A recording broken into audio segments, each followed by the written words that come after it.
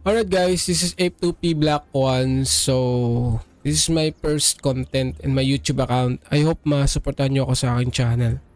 So, itong Night Cruise guys, nakalaro ko na to dati. Kaso, nasira yung aking computer kaya nag-stop ako. So, bumalik ako ngayon. Ang kinagandahan, mayroon silang pa-pre-event na item. So, makikita natin dito guys, mayroon akong 8 rare na nakuha. So, itong dalawa na to, bali, iba na yan, na-crop ko na. So dito, lahat yan nakuha ko ng libre sa event ng Night Cruise. Pati ito, libre kong nakuha.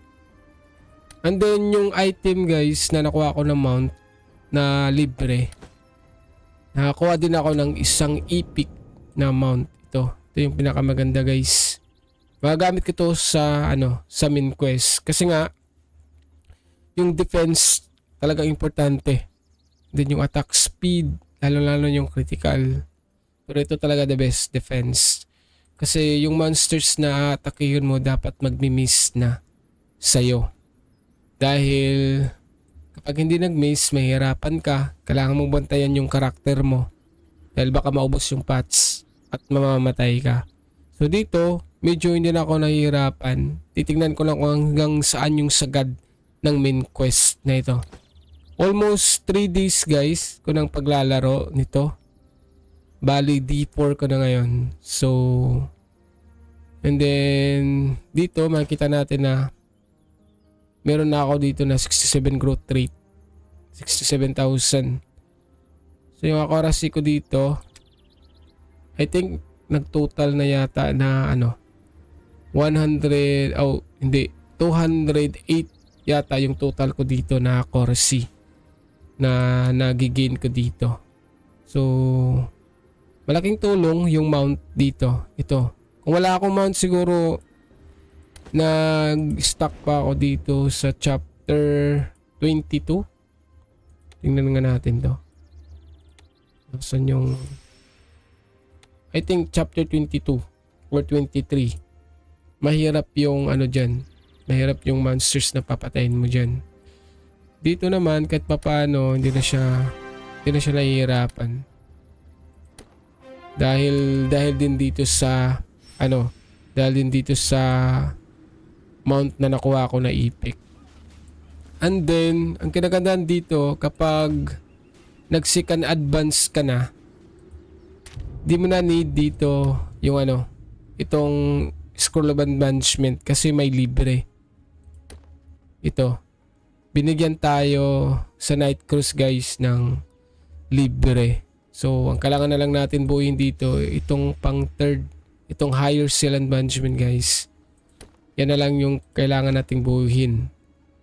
So, need lang natin dito, ito. Lahat yan, nakukuha naman natin yan eh.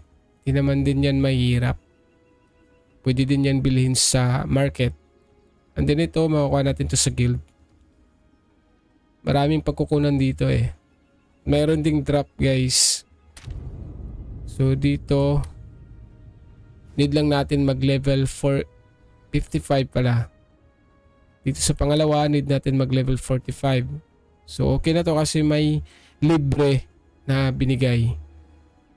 So need lang natin mag level 45. And then ang napakaganda pa dun guys, kapag nag level 45 ka na, so dito sa achieve, may makukuha ka dito. Kapag daw nag-second advance ka na, so matik may may makukuha ka na epic weapon. Ito guys, makukuha natin yan kapag nag-second advance ka na. Regalo yan guys dito sa achievement. So yan yung maganda. Lalo na ngayon, mas madali na lang mag level 45 kasi merong binibigay na rare item. Ang kailangan mo na lang dito kapag nahihirapan na siya or nahihirapan ng pumatay dito sa monsters na to. So, kailangan mo lang palitan to.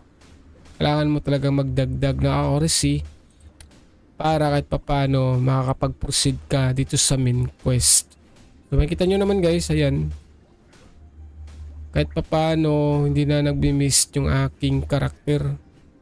So yung monsters na attack sa akin nagmi-miss na. So yun yung maganda sa anniversary nila ngayon. So kung nagbabalak kayong mag-create, dapat ngayon na, dahil may pre-event pa na ibibigay si Night Cruise. At baka mawala pa yon. So grab nyo ng opportunity. So hindi na kayo mahihirapan guys na magpa-level pa hanggang 45 dito.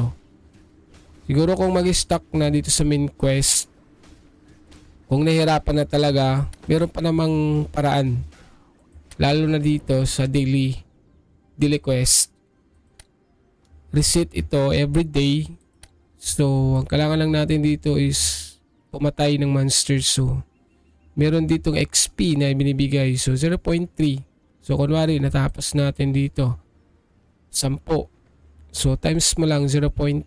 So meron ka ng 1% or 2% na makukuha mo sa bawat araw.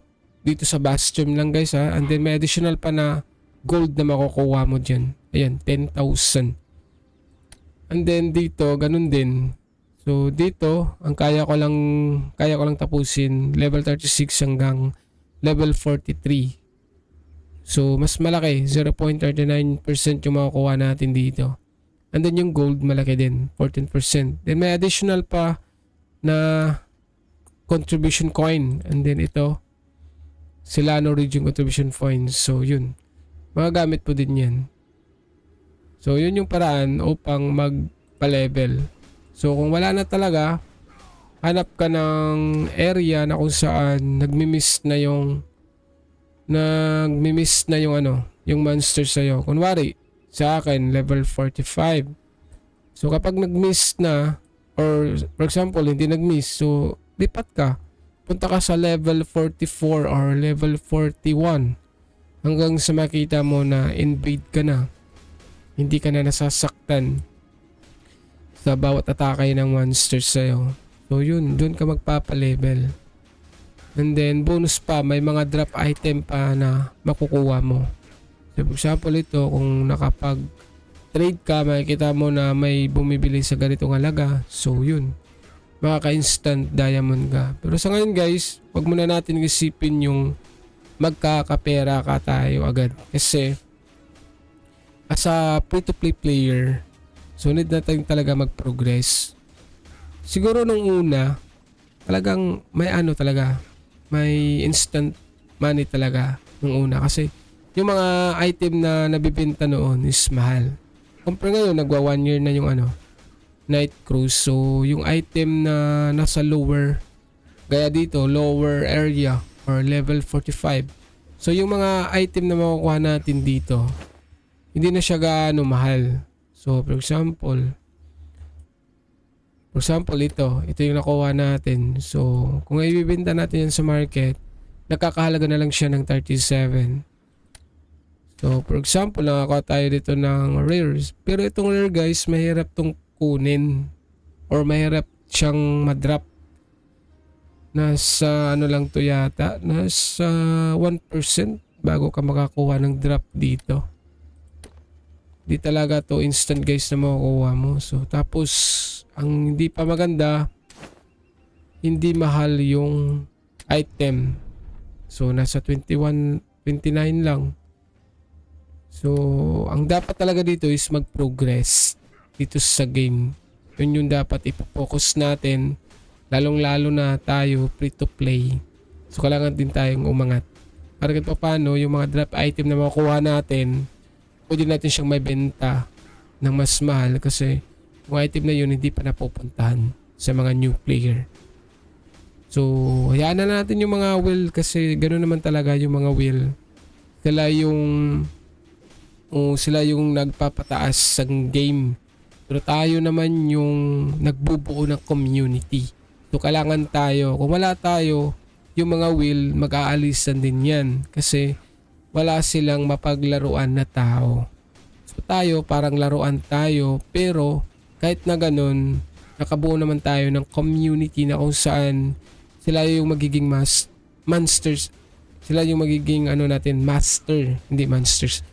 Master Dahil sila yung nauna, sila yung mas may kaya, wala tayong magagawa doon. So, ganun talaga yung kalakaran dito sa MMORPG, lalong-lalo na kapag free-to-play ka lang. So, kung gusto mong lumakas, dapat gumastos ka. Yun lang naman yung paraan para kahit papaano maangatan mo sila. Pero so ngayon, guys, kapag gusto mo lang talaga maglaro, mag-enjoy sa game, so wag nyo munang mag-focus sa mga ganung bagay. Kasi wala, kapag yun yung ipo-focus nyo, yun yung iano sa utak nyo, within 3 months, 4 months, talagang magpi-quit kayo. Kasi wala, hindi kayo nag-enjoy eh. Pero kapag nag-enjoy kayo dito sa game, masasabi ko talagang hanggang 3 years, 4 years, 5 years, talagang mag-i-enjoy kayo talaga. At hindi kayo mag-quit. Siguro yung mag-quit na lang yung unit nyo kasi naka 24 hours. Kagaya ko nung una. Sira tuloy dahil yung unit 24 hours na naka-open.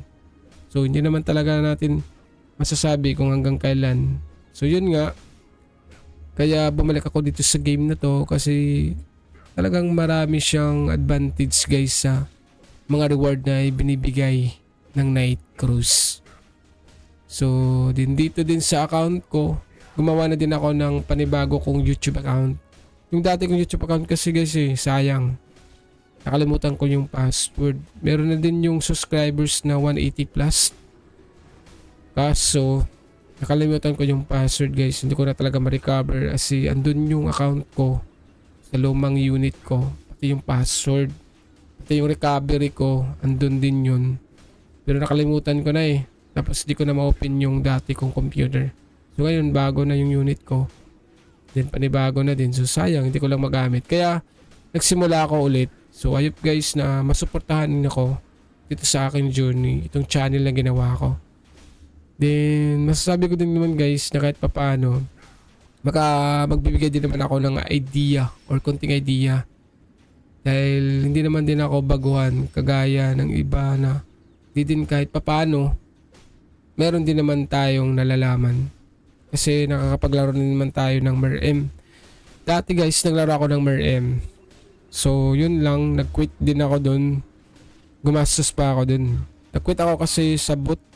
Tapos ang pangit din ng gameplay guys, di ko talaga gusto yung gameplay kapag ganun, ang pangit. Tapos more on more on gym, nagpo-focus sa gym. Hindi sila sa community nag-focus na kung saan mag-i-enjoy yung player. Dapat ganun eh. Kagaya ng MERP4. So yung MERP4 talaga mag-i-enjoy ka. Lalong-lalo na yung PvP. Labanan ng labanan talaga guys. Nakikita mo dun yung pagpibigay bato, yung batuhan ng mga skill. Pero dito di pa natin yan masasabi. Siguro more or less kapag nag-upgrade naman ito is talaga mag-i-improve naman yung game. So yun. And then may panibago nga pala guys na laro, yung Legion of Ymir. So sa ngayon hindi pa siya global, Korea pa lang server. So maganda din guys, nakita ko doon na pinaghalo siya na pinaghalong MERP4 at saka pinaghalong Night Cruise. Yung graphics ala Night Cruise, pero yung galawan mala MERP4, parang ganun. Tapos pinagmix niya, nandun din yung yung anong tawag dun sa PvP kapag gusto mong umalis, parang ilagan yung skill, yung ganun, nandun sa nandun sa Legion of Ymir. So maganda siya guys. I hope na mag-release na dito. So yung balita siguro dyan, I think mga 1 year bago ma-release ng global. So yun. And then yun, day 4 ko na guys. Then ayaw masuportahan nyo ako dito. Sa susunod na video, mag-upload ulit tayo para sa day 5. Kung ano yung magiging progress ko dito sa laro na to. Sana guys mag-subscribe kayo sa aking channel. So yun, I hope na nag-enjoy kayo dito sa aking video. Then yeah, see you in the next one. Goodbye.